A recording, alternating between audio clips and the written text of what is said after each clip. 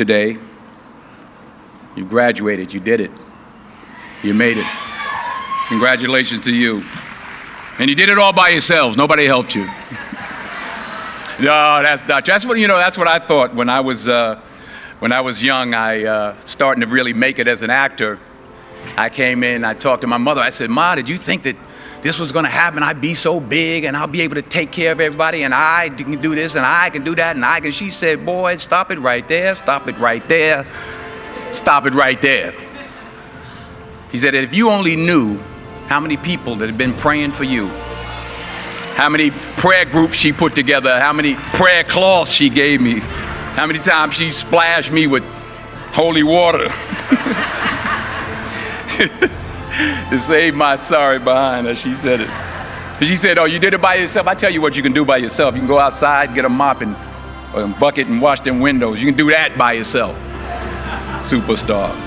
So I'm saying that to say I want to congratulate all the parents and friends and family and aunties and uncles and grandmothers and grandfathers and teachers and friends and enemies. All the people that helped you to get where you are today. Congratulations to you all. I'm going to tell about 2-3 stories. I'm going to keep it real short. I remember my graduation. Speaker got up there, went on forever, blah, blah, blah, blah, blah, blah, blah, blah, blah. Number 1, put God first. Put God first in everything you do. Everything that you think you see in me, everything that I've accomplished, everything that you think I have, and I have a few things, everything that I have is by the grace of God. Understand that. It's a gift. 40 years ago, March 27th, 1975, it was 40 years ago, just this past March, I was flunking out of college. I had a 1.7 grade point average.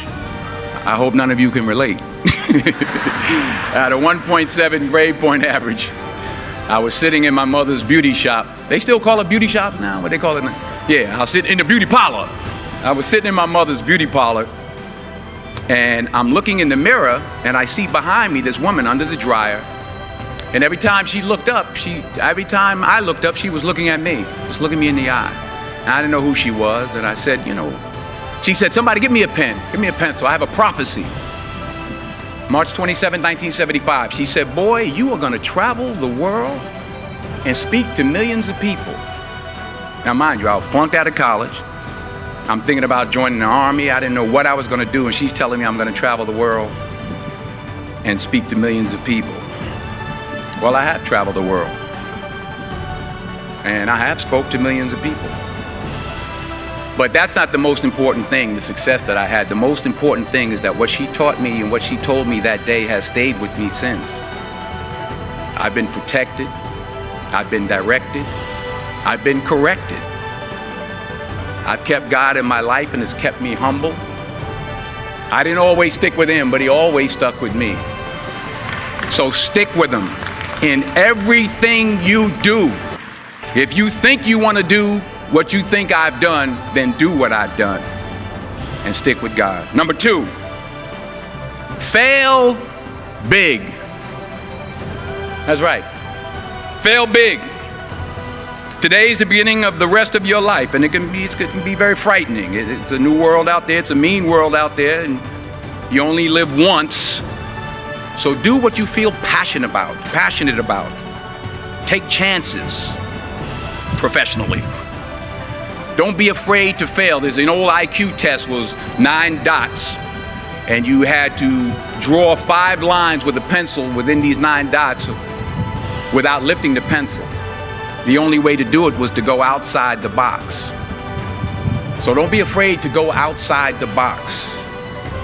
Don't be afraid to think outside the box. Don't be afraid to fail big, to dream big. But remember, dreams without goals are just dreams, and they ultimately fuel disappointment.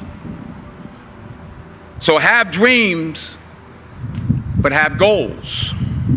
life goals, yearly goals, monthly goals, daily goals. I try to give myself a goal every day.